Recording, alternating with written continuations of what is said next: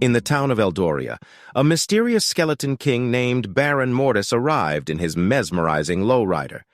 Drawn by his eerie charm, the beautiful woman Isabella couldn't resist his invitation to join him in the car.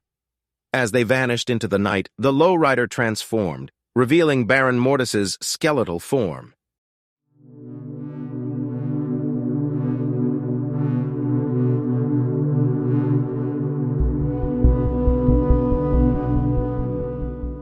He offered Isabella eternal companionship as his queen, and she accepted, becoming a skeleton herself. Together, they returned to Eldoria, leaving the town in awe and mourning.